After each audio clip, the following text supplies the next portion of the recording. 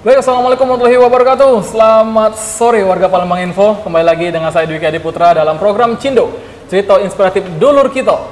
Sore ini kita kedatangan salah satu tokoh pemuda asli Palembang yang kalau dilihat sudah bertebaran bannernya di mana-mana. Nah, langsung saja kita sambut. Mungkin teman-teman sudah banyak tahu nih dengan Kak Prima Salam SHMH. Assalamualaikum warahmatullahi wabarakatuh. Waalaikumsalam. Apa kabar Kak Prima? Baik. Cak Ono Kak, ke sini, perjalanan ke sini lancar? Lancar, alhamdulillah. Caknya sibuk nih Kak Prima nih. Hah? Ya, jalan ini baik prosesnya. Kak, sebagai pembuka, aku mengundang Kakak sini dengan menyapa warga Palembang Info untuk melihat Kakak nih pengen tahu lebih dekat dengan Kak Prima. Oke. Nah, ketika satu pertanyaan Kak, teman-teman bertanya, siapa seorang Prima Salam? Oke.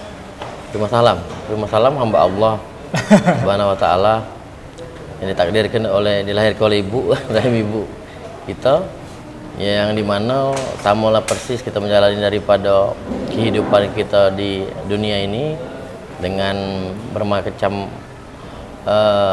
pendidikan yang kita lalui dari SD, SMP, SMA.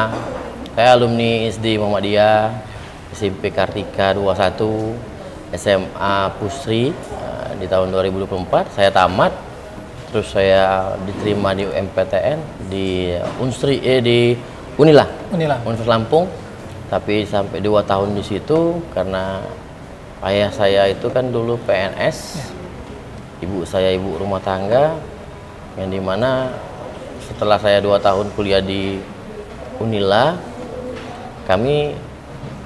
saya kan makan ada ikan, ada daging kan, saya selalu telepon adik saya, "Dek, makan apa kita hari ini?" "Makan ini Kak." "Nggak usah bohong." "Ya Kak, tidak lagi, jarang kita makan daging dulu karena ngirimi kakak ke Lampung." Kan gaji wong tua kan cuma berapa juta. Akhirnya dengan inisiatif aku stop out di Unila ke Palembang dalam rangka membantu wong tua untuk kerja, untuk mencari kerja. Alhamdulillah saya bersama teman saya yang namanya Dimas Rifano. Mas Dimas, saya kerja sama beliau jadi pengawas di perusahaan beliau kan, sebagai pengawas lapangan, terus juga belajar dan mulailah main di tahun 2009 setelah pelajaran-pelajaran yang saya dapetin dari saya menjadi sekaligus teman, partner dan juga pekerja di teman saya Dimas tadi. Sama-sama kita belajar properti di 2009 ya. 2009 saya menjadi developer, join, terus pecah, biasa kan namanya bisnis kan.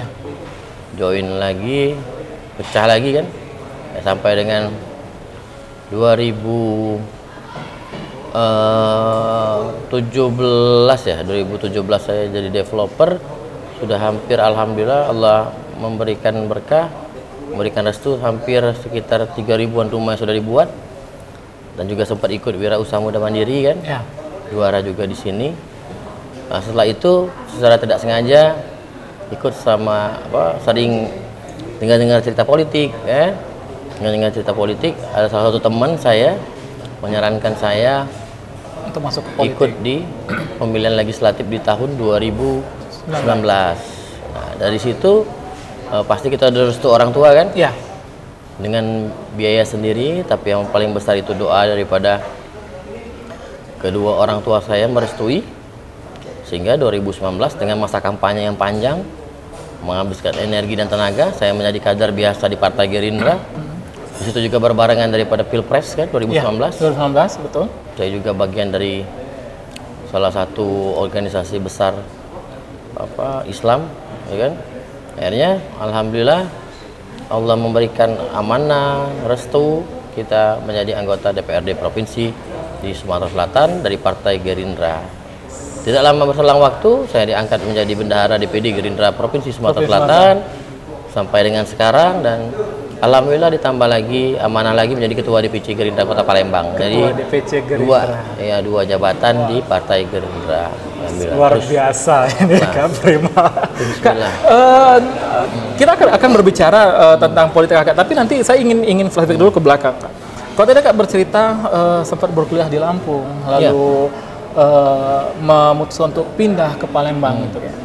Dengar-dengar kan lulusan hukum juga ya Kak ya, fakultas hukum gitu. Iya. Nah, awalnya Kakak tertarik untuk masuk menggeluti hukum itu apa? Hukum. Apakah memang udah arahnya kayaknya nanti mau nyalek nih menjadi wakil rakyat, atau memang gimana Kak untuk Kakak memilih ke hukum? Pada saat di Universitas Lampung, saya di Fakultas Ilmu Sosial dan Politik, bidang ilmu pemerintahan, 4 semester, stop. Sibuk kerja kan, karena saya memilih salah satu universitas di Palembang. Saya lihat hukum itu susah-susah gampang, tapi cocok bagi kita seorang pekerja yang masih membiayai adik-adik kan, membantu orang tua, jadi tidak terlalu sibuk. Jadi saya memilih di Fakultas Hukum, dan juga hidup kita ini tidak lepas dari hukum. Ada hukum agama, hukum perdata, pidana, dan semuanya itu.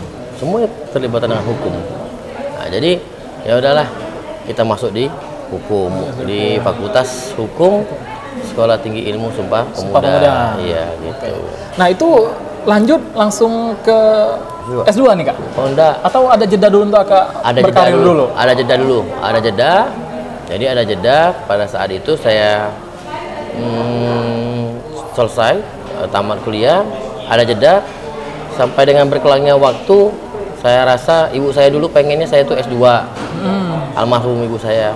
Pengenlah saya punya punya titel pendidikan yang cukup tinggi kan. Akhirnya di Universitas Muhammadiyah saya merangkum teman-teman lainnya sama anggota DPRD provinsi, dan ibu ketua saya juga sama alumni di Universitas Muhammadiyah, sehingga kami memutuskan menjadi mahasiswa S2 di Universitas Muhammadiyah Palembang, dan sama-sama lah wisudanya pada waktu itu. Barengan wisudanya ya, 2 tahun lalu ya. Tahun yang lalu. Jadi sehingga SHMM.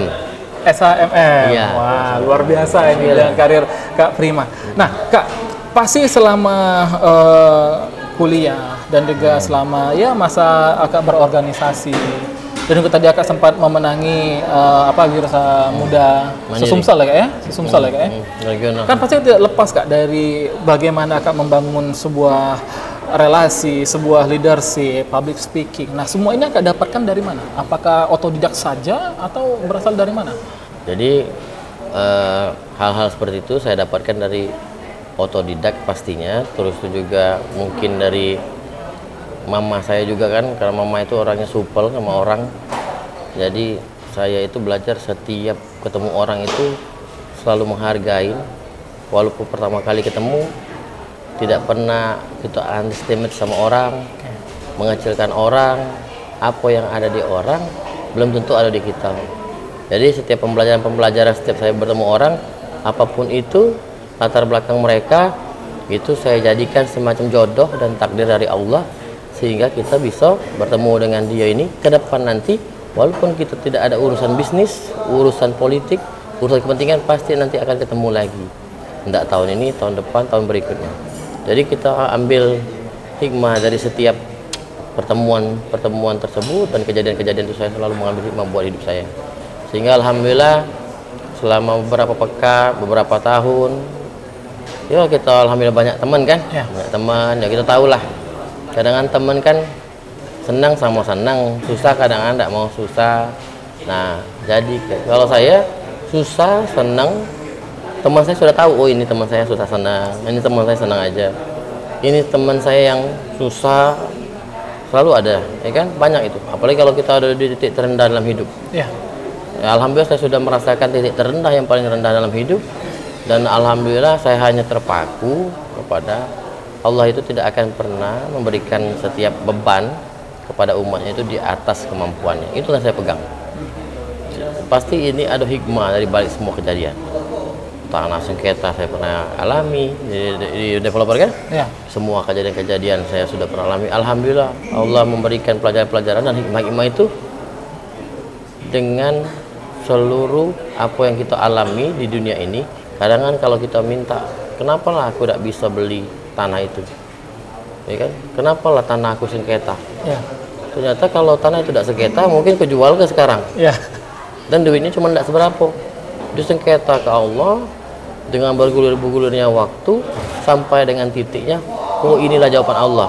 Selesai sengketa itu, aku menang, tanah itu naik harga tinggi. Sehingga pada saat dijual, inilah bisa membayar daripada ada kewajiban-kewajiban yang tertunda. Banyak itu kejadian-kejadian. Yang hal-hal yang tidak bisa kita ungkapkan kadang-kadang kan. Cuman kita itulah yang bisa merasakan daripada kehadiran Allah, turun tangannya Allah di setiap hidup kita masing-masing. Tanpa kita sadar, kita ketahui bagaimana jalan ceritanya. Kita tahu jalan ceritanya semuanya itu. Apalagi masalah jabatan publik DPRD provinsi, DPR kota, pencalonan, itu semuanya sudah takdir Allah semua. Sudah Allah memberikan jalan, sudah dituliskan di Lauhul Mahfuznya Allah.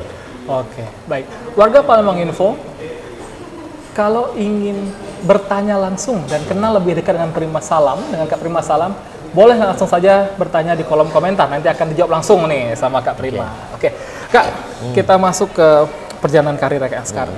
Berkarir panjang, sudah bisnis dan juga melewati titik-titik terendah tadi. Di tahun 2019 Kak memutuskan untuk turun ke masyarakat untuk mencalonkan diri menjadi calon legislatif. Apa yang mendorong Kakak memutuskan untuk maju ke kontestasi ini, Kak? Yang mendorong saya maju ke kontestasi Pileg 2019 itu refleks dari suatu temen bilang, kenapa kau tidak nyalon? Kenapa saya harus nyalon? Aku lagi senang dengan bisnis ini. Coba lalu nyalon, tapi dia bilang, kalau kau sekali nyalon harus menang. Ya aku memang suka politik. Cuman pasti di dalam politik kita itu tidak bisa merubah daripada situasi seluruh di wilayah Sumatera Selatan. Baik daripada hal-hal yang menyangkut, ya kita sama tahu lah ya, nggak bisa karena kita merubah itu. Ya cobalah kita masuk ke dalam sini. Jangan hanya kita bisa berbicara di belakang, mencemooh, ya kan? Terus juga memperolok-olok setiap pejabat-pejabat kita. Coba kita rasakan apa yang ada di dalam sini. Nah, dari dasar itu juga dan rasa keprihatinan terhadap beberapa kesusahan-kesusahan di masyarakat. Tapi jadi anggota DPRD itu tidak bisa memberantas kemiskinan. Ya, apalagi DPRD kota kabupaten. Yang bisa memberantas kemiskinan, bisa mengurangi daripada hal-hal kekurangan di masyarakat ialah jadi pejabat eksekutif. Karena legislatif ini kesannya fungsinya cuma 3 kan, pengawasan, legislasi kan. Nah jadi cuma bisa menyarankan, memberikan masukan kepada pemerintah, ya kan, membuat apa daripada undang-undang, ya kan, legislasi tadi kan. Pengawasan terhadap apa yang sudah dibuat oleh pemerintah eksekutif. Nah, hanya itu yang bisa kita lakukan. Terbatas ruangnya itu. Pada saat saya masuk, oh seperti ini DPRD provinsi. Oke, lebih santai, lebih, ya alhamdulillah kita bisa bantu wong yang susah sekolah, ya kan. Terkadang juga perlu nikah, misalnya tidak kasih dana, ya kan. Terus itu juga, ya banyaklah kesusahan masyarakat.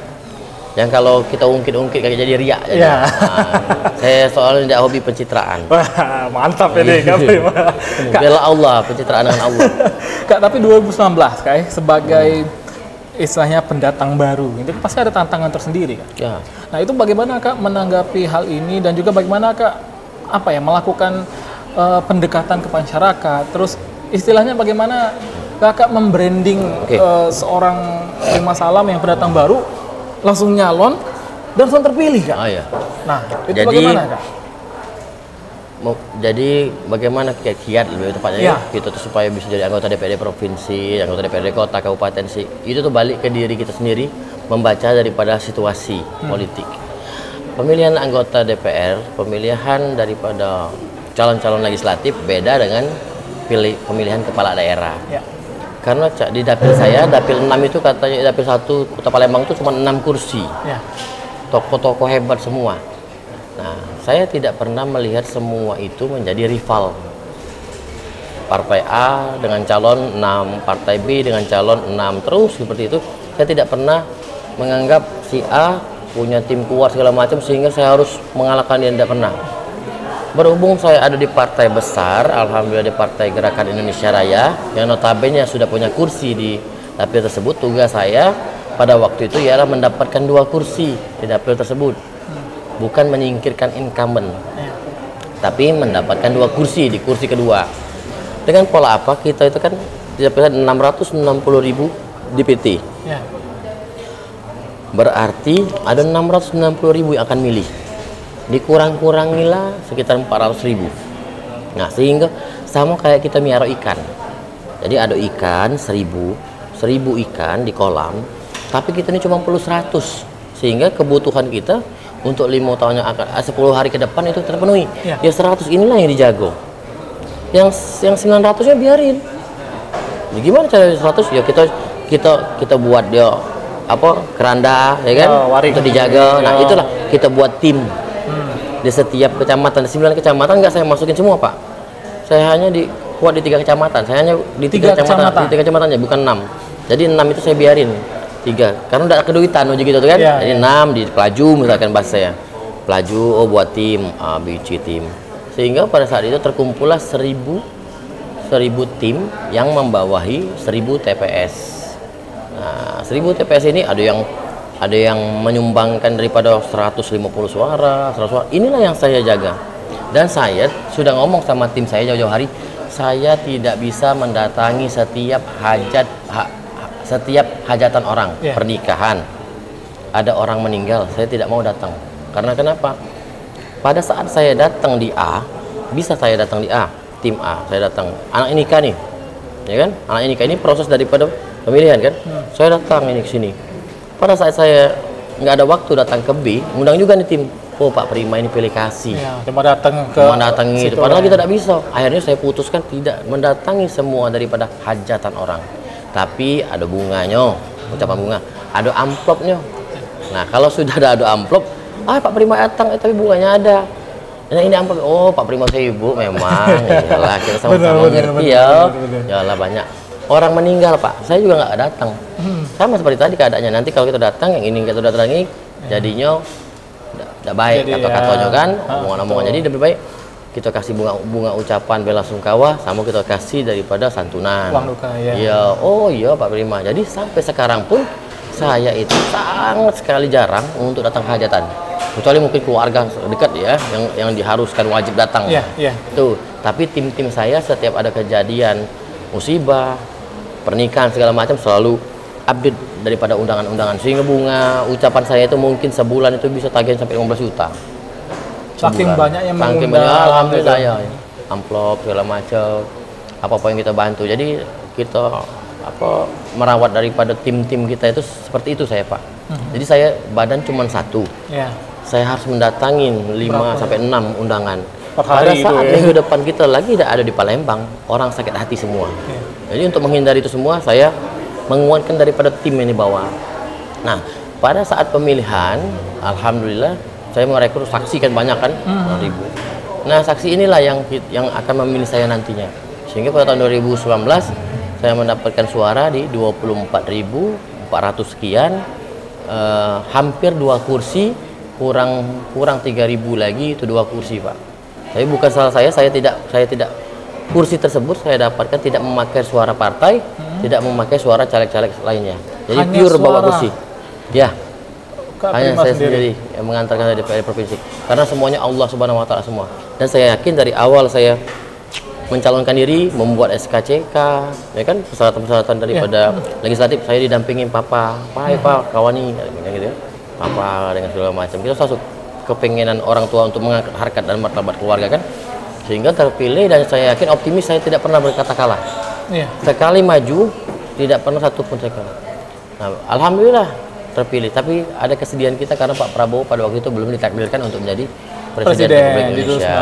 Ya, 19. Kak, sorry, Kakak di Gerindra. Dari sekian banyak partai, kenapa Kak milih Gerindra, Kak? Gerindra itu saya pilih karena circle saya itu Gerindra. Circle pertemanan Gerindra. Dan pada saat itu saya dibawa ke Hambalang, belum kader Gerindra. 2017 saya dibawa ke Hambalang mendengarkan daripada pidato langsung Pak Prabowo. Di situ saya langsung tertegun, oh inilah sosok Pak Prabowo yang sebenarnya. Mungkin sampai ya sedikit kita terharu kita melihat pidato Bapak yang benar-benar mengebu dan ikhlas terhadap rakyat dan negaranya ini. Aku pastikan kalau partai apapun akan kumasuki, cuman partai Gerindra yang kumasuki. Pada waktu itu saya hampir tidak disetujui untuk menjadi caleg di partai Gerindra. Banyak partai, ada beberapa partai menawarkan saya dengan nomor urut yang bagus. Lebih baik saya tidak mencalonkan diri kalau tidak melalui partai Gerindra. Ya. Dan siapa sangka itu menjadi jalan lurus untuk Kak Prima ya Kak? Insyaallah. Wah, jadi itu 2019. 24.400 suara itu. Wah. Iya, kemarin 2019. Sebagai pendatang baru itu luar biasa.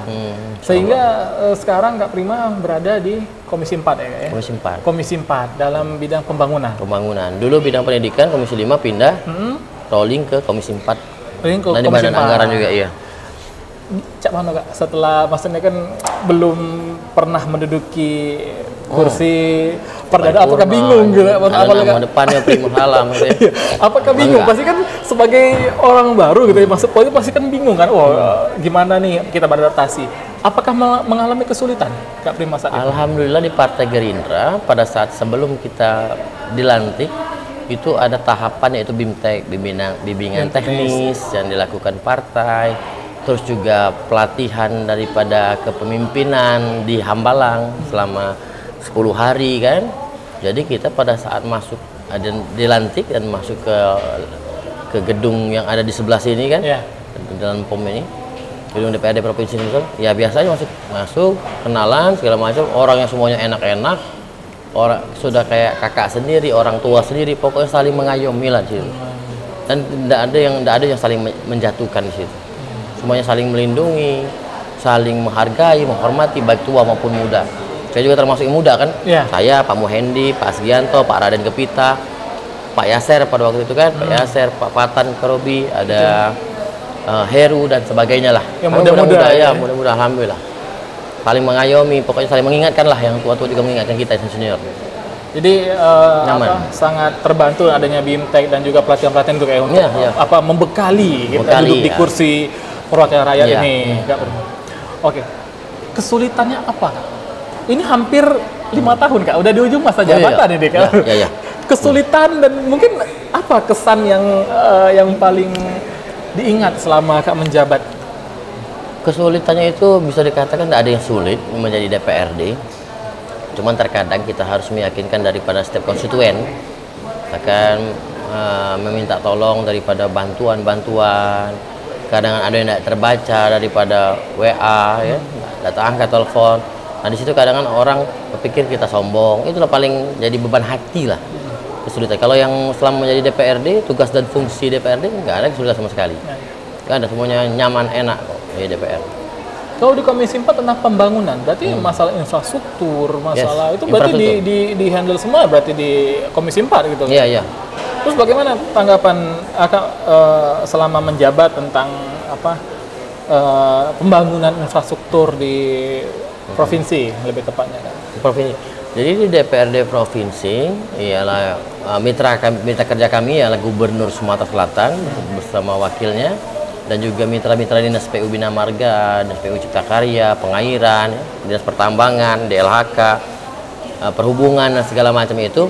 Masalah jalan itu kan, jalan ini kan kadang-kadang kan, maaf sebelumnya kadang-kadang rakyat kan kurang mengerti di mana jalan nasional, di mana jalan provinsi, di mana jalan kabupaten kota.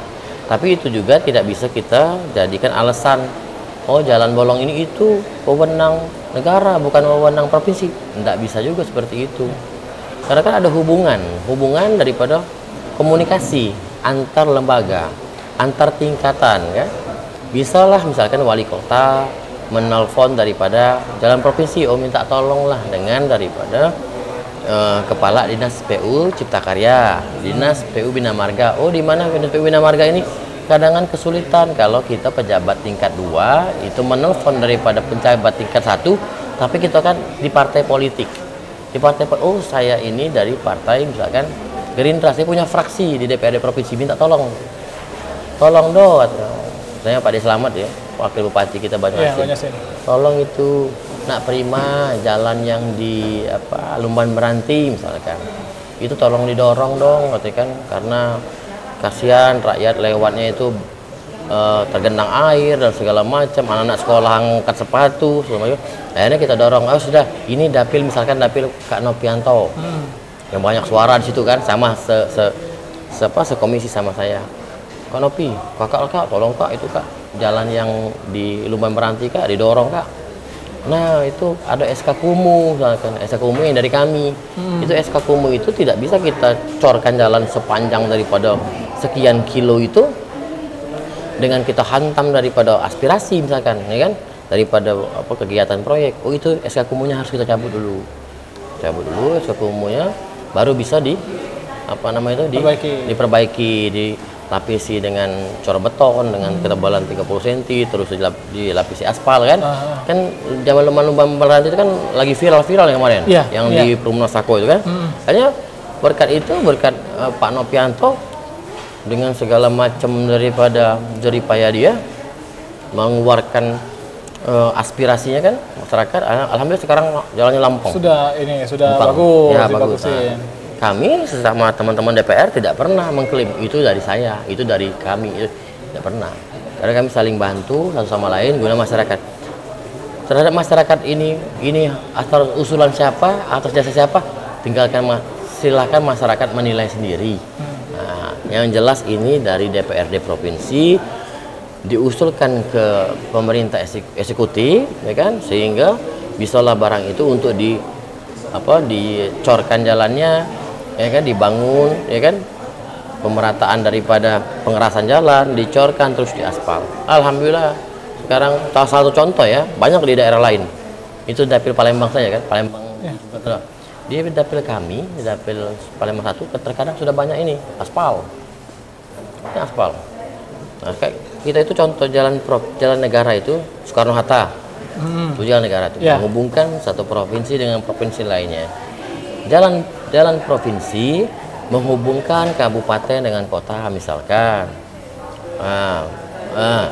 Tegal Binangun, ya kan, menghubungkan dengan kota Palembang, kan? Tegal Binangun, kota Palembang misalkan. Sekarang masih dari tahap penyelesaian kan? Nah, itu jalan provinsi. Bisa kita jalan ke kota Palembang, jalan-jalan lorong, jalan-jalan gangga, masuk di ranah Palembang. Bisa juga jalan besar kita bangunkan, misalkan lebarnya 8 meter, tebalnya 30 cm. Tapi biasanya dananya dari dana alokasi khusus. Gitu. Itu jalan-jalan pengertian daripada jalan provinsi, jalan nasional, jalan kota, perumahan yang dibuat oleh developer. Nah itu kasusnya diserahkan ke kota Palembang, dicorkan oleh kota Palembang. Banyak itu. Nah, jadi itu ini informasi nih untuk warga Palembang Info ya. Jadi tidak semuanya itu dimiliki oleh kota Palembang, provinsi enggak. Jadi dibagi, ada jalan nasional, jalan provinsi, jalan kabupaten kota. Tapi yang jelas pokoknya setiap pejabat harus komunikasi yang jalan. Wali kota harus baik dengan gubernur. Sehingga pada saat jalan provinsinya itu disalahkan oleh rakyat, oh ini kena wali kotanya. Seyogyanya lah wali kota minta tolong sama gubernur, ini minta corkan Pak Gub. Karena ini jalan provinsi, bukan karena jangan kita debat dengan rakyat. Karena rakyat kan punya keterbatasan daripada pengetahuan soal jalan, soal ini. Biarkanlah itu terjadi. Itulah tugas kita sebagai pembawa aspirasi dari masyarakat. Nah, sudah di ujung ini Kak Prima untuk jabatan ini Kak. Sampai tanggal 24 September Kak ya? 24 September. Kemarin kan nyalon lagi DPRD provinsi. Iya, ini nyalon lagi nih. Kemarin nyalon lagi DPRD provinsi kan? Alhamdulillah terpilih lagi. Dan berapa suara Kak? 31.898. Wow, naik ya. Alhamdulillah Pak. Kursi pertama lagi. 2015 kursi pertama, ini kursi pertama juga. Hampir 2 kursi lagi. Tips kampanyenya gimana tuh Kak? Bisa meningkatkan dari 24 ke 31 Kak? Nah, jadi kemarin itu kan kita kan cuma terdaftar sebagai kader Partai Gerindra. Kemarin per tanggal 23 April saya sebagai ketua Partai Gerindra dan bendahara, otomatis saya punya pasukan. Pasukannya ialah apa? Caleg tingkat 2. Jadi saya tandem sama caleg-caleg tingkat 2. Caleg-caleg tingkat 2 yang baru mencalonkan diri dan tidak ada tim, pakai tim saya. jadi semuanya itu diakomodir oleh caleg-caleg tingkat 2 saya fokus di Pilpres kemarin. Karena saya sebagai ketua TKD Kota Palembang kan, pemenangan Pak Prabowo di Kota Palembang. Jadi saya lebih fokus ke Pilpres daripada Pileg. Mungkin dari beberapa bulan kampanye saya hanya mendatangin posko kemenangan itu satu kali. Selebihnya itu saya nggak datangin, saya kontak, saya via WA. Jadi pure saya lepas benar itu kemenangan daripada Pileg. Alhamdulillah dengan kekuatan pasukan kita yang di tingkat 2 semuanya loyal dan royal ya, sehingga ya karena kita kan terintegrasi sampai ke bawah. Sampai ke akar rumput lah. Sampai ke akar rumput ya. Dari DPRD Kota Palembangnya, DPRD Provinsi, DPRI-nya. Nah, jadi kita berusaha untuk semuanya linear suara sampai ke Pak Prabowo-nya. Alhamdulillah saya nggak mengurusin daripada Pileg saya. Untuk saya pribadi saya tidak mengurus itu. Saya fokus ke Pilpres. Pada saat penghitungan quick count di kantor partai dan ada yang nyelamat, Prim selamat ya, suara Prima tuh banyak loh, 30.000 ke atas. Oh ya alhamdulillah, padahal belum selesai ngitung. Alhamdulillah Prima terpilih. Nah, udah alhamdulillah. Dan yang jelas Pak Prabowo dinyatakan menang quick count. Nah disitulah yang paling bahagia kami. Karena sebagai ketua tim pemenang. Oh iya, paling bahagia kami. Kalah kami kalah Pileg nggak ada masalah. Yang penting Pak Prabowo jadi presiden. Dan alhamdulillah Pak Prabowo jadi presiden. Saya terpilih kembali juga. Ibu ketua kami terpilih juga di RI kan. Kursi RI kami tetap 3 kursi, kemarin di dapil Sumsel 1 2 kursi, Sumsel 2 kursi, 1 kursi. Ini berbalik, Sumsel 2-nya 2 kursi, Sumsel 1 1 kursi. Tetap 3. Dan seluruh Sumatera Selatan bertambah. Kursinya bertambah sebanyak dari kemarin sekitar 90-an kursi, 96-an kursi ya. Total seluruh. Nah, jadi dapat 3 ketua DPRD di Banyuasin, Muara Enim, Ogan Ilir, dan hampir seluruhnya pimpinan-pimpinan DPRD. Yang tidak ada pimpinannya Oku Selatan, Pak Lawang, terus juga lagi ya, saya lupa. Pokoknya lainnya hampir semuanya pimpinan. Jadi pimpinan untuk dari kader Gerindra ya Kak? Ini kader Gerindra. Luar biasa ini. Jadi ya kebahagiaan yang bertubi-tubi berarti ini. Bertubi-tubi. Presiden, pilkada, dan juga ketua Pileg. Sama ini ya, Pileg ya, Pileg, ketua dan juga ini terpilih. Luar biasa. Setelah ini Kak, pilkada Kak. Setelah pilkada bagaimana ini, Kak Prima? Ya pilkada kita sudah dinyatakan Pak Prabowo Subianto bersama Pak Ahmad Muzani, Pak Subidasko Ahmad dan pimpinan partai kita yang ada di pusat dan Ibu Ketua DPD.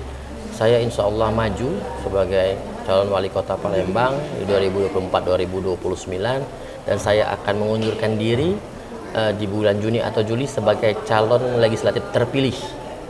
Jadi saya mengundurkan diri. Langsung mengundurkan diri perintah Pak Prabowo Subianto. Mengundurkan diri saya sebagai calon legislatif DPRD provinsi yang terpilih. Apa yang bukti keseriusan? Ya, bukti seriusan Kak untuk mengundurkan diri gitu. Ya. Kalau dari pribadi bagaimana Kak menanggapi dengan perintah partai istilahnya kayak untuk mencalonkan diri sebagai wali kota Palembang? Kalau dari Kak pribadi bagaimana? Apa saja yang sudah Kak persiapkan Kak untuk kontestasi yang luar biasa besar ini di kota? Pribadi saya ikhlaskan terhadap loyalitas dan saya terhadap Partai Gerakan Indonesia Raya. Saya serahkan semua hidup saya ke partai sehingga saya samit nawa atona terhadap perintah Pak Prabowo, terhadap perintah pimpinan-pimpinan saya dan notabene perintah Partai Gerindra. Semuanya saya serahkan. Ikhlas. Tidak terpikir lagi saya di DPRD provinsi terpilih. Jadi sudah fokus untuk di calon wali kota ini ya Kak? Ya pilkada. Pak Prabowo yang memerintahkan ke pribadi itu tidak ada lagi rasa sifat pribadi, keloyalitasan saja. Terhadap partai yang sekarang yang harus ditekankan. Ya. Dan mulai hari ini, mulai kemarin setelah saya dari DPP tidak ada lagi terpikir sedikit pun tentang DPRD provinsi terpilih. Karena sudah harus fokus ini Kak untuk karena sudah berapa bulan lagi ya Kak ya? Ya. Pendaftaran mungkin 3 bulan lagi kayak 3 bulan lagi ya. 27 Agustus. Ya. Jadi ini sudah mulai fokus dan sudah mulai sibuk nih Kak untuk menuju ke sana. Baru mulai fokus. Ini belum fokus. Saya belum fokus. Kemungkinan saya akan fokus di 1 Juni karena saya juga kan menjabat bendahara DPD Gerindra dan juga ya ikut mengurus, membantu Ibu Ketua DPD dalam tugas Ibu Ketua DPD dan Sekretaris DPD dan Ketua OKK dalam mengurusi teman-teman yang lain yang akan mencalonkan diri di setiap kabupaten kota di Sumsel ini. Jadi tugas saya sebagai bendahara itu difungsikan untuk ngurus teman-teman ini yang partai ini segala macam. Nah, akhirnya kemarin sudah 1 Juni ini saya mungkin lepas, tidak lagi mengurusi daripada kawan-kawan di DPC lainnya akan mencalonkan diri. Jadi kita sudah sibuk masing-masing untuk memenangkan daerah yang sudah kita perintahkan oleh partai kita. Tuh. Itu kan pasti kan kita menghadapi beban mental dan yang sangat kuat kayak untuk di kontestasi ini gitu kan. Itu gimana Kak, cara menanggapinya itu Kak? Menghadapinya itu? Alhamdulillah tidak ada beban mental. Santai aku kalau jalan. Beban mental aku tidak terbebani mental, aku tidak terbebani perasaan. Yang jelas kalau Allah mudahkan semua jalannya, kalau Allah mudahkan daripada feeling kita membaca situasi politik dan ada bantuan-bantuan dari pusat, dari DPP, semua itu akan menjadi indah lah jalannya, akan menjadi santai lah prosesnya. Tidak pernah aku tertekan. Alhamdulillah enggak. Kenapa harus tertekan? Presidennya sudah Pak Prabowo Subianto, Insya Allah. Per 20 Oktober Bapak kan? Iya. Insya Allah. Ya. Alhamdulillah banyak Ustadz, Habaib juga semuanya dukung. Istri, anak, terus juga orang tua semuanya dukung. Dan almarhum mama saya juga pada 2 hari sebelum beliau meninggal. 2 hari sebelum meninggal, saya izin 2017 itu mama saya kan meninggal tanggal 24 Desember malam Natal. Tanggal 22 sebelum saya terbangkan mama saya ke Penang, Malaysia, itu saya lupa izin mau mencalonkan diri menjadi anggota DPR provinsi pada waktu itu. Ma, saya izin mau mencalonkan diri menjadi anggota DPRD provinsi ini. Mama saya udah di IC, udah hijau semua ini. Udah gagal ginjal.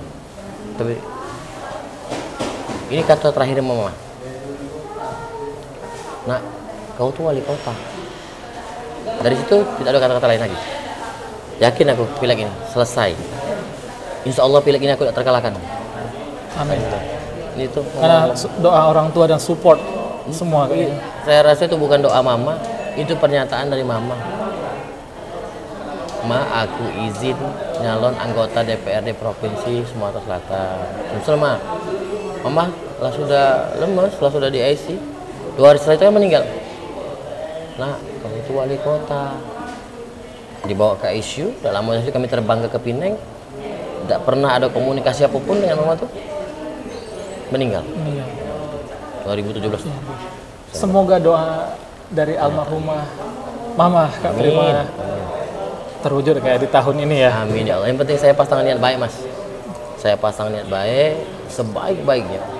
Yang akan diterima oleh Allah doanya, yang akan dijadikan Allah menjadi wali kota Palembang, pasti niat yang paling tulus. Saya tidak tahu niat rival-rival saya yang lainnya, yang pasti niat-niat mereka juga tulus, baik. Biarkanlah doa, biarkanlah niat ini bertempur di langit ketujuhnya Allah. Untuk siapa nanti ditentukan Allah siapa pemimpin di kota Palembang. Warga Palembang Info, ini luar biasa cerita dari Kak Prima. Kak, untuk menghadapi kontestasi di pilkada sebagai calon wali kota, tentunya sampai saat ini kita sudah melihat luar biasa banyak sekali nama-nama yang sudah naik ke publik gitu kan. Ya mulai dari banner-banner yang di baliho-baliho dan juga bahkan dari berita-berita. Tanggapan Kak Prima bagaimana dengan nama-nama yang mungkin sekitar 5 sampai 10 ada nih yang sudah naik gitu Kak ya. Iya. Tanggapan Kak Prima bagaimana menanggapi rekan-rekan atau para tokoh yang ingin berkontestasi juga di pilkada ini? Ya, saya melihatnya daripada fenomena ini berarti banyak sekali kawan-kawan yang sudah pasti saya kenal ingin berkontribusi, mengorbankan jiwa dan raganya untuk membenahi Palembang, menjadikan Palembang lebih maju lagi, menjadikan Palembang lebih baik lagi dengan semua pemikiran, dengan semua kemampuan-kemampuan yang mereka punya untuk mendedikasikan ke kota Palembang yang kita cintai ini. Jadi baguslah, apa namanya itu, jangan sampai tidak ada yang dikit yang ingin mencalonkan diri. Ternyata banyak yang ingin melihat Palembang ini bagus. Tahun ini banyak sekali ya di 2024 ini ya Kak? Mantap. Kalau tahun 2019 belum begitu banyak, ini banyak ya? Mungkin ada incumbent masih ya? Ya. Mantap. Kak, pertanyaan terakhir nih Kak. Dari nama tokoh tadi. Kira-kira mau ngelamar siapa untuk menjadi wakil? Kalau kira-kira masalah wakil, bukan kira-kira, tetapi insya Allah minggu depan rekomendasi dari Partai Gerakan Indonesia Raya akan keluar. Dan kami kisi-kisinya sama-sama muda, kami sama-sama muda insya Allah, dan kami dijodohkan oleh orang-orang tua kami di atas, pemimpin-pemimpin kami. Jadi dengan niatan yang sama, dengan jiwa muda dan masih fresh, dengan mempunyai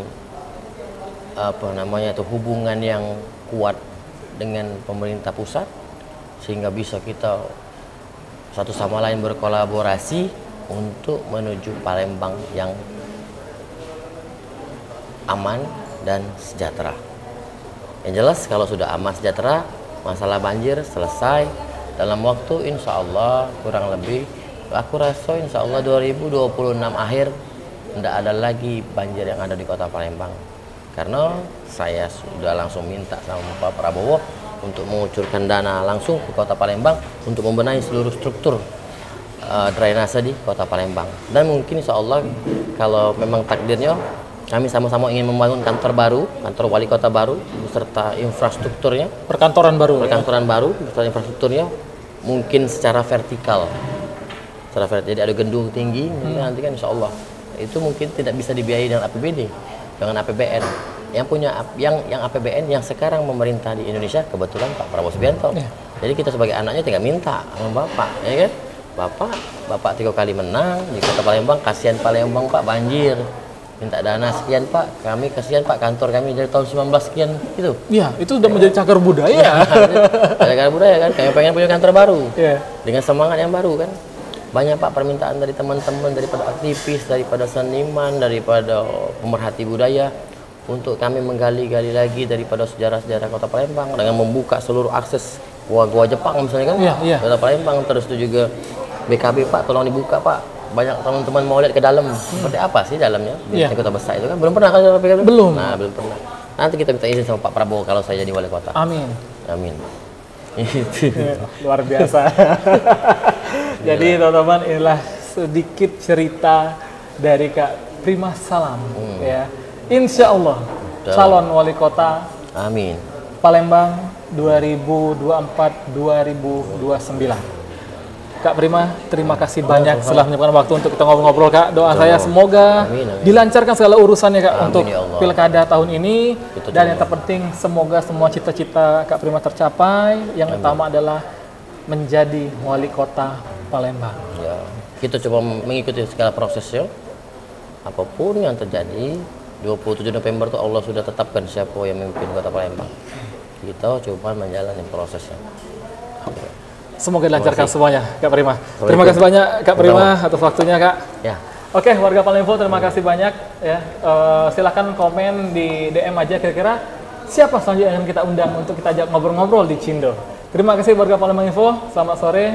Assalamualaikum warahmatullahi wabarakatuh. Waalaikumsalam. Kak Prima, terima kasih banyak.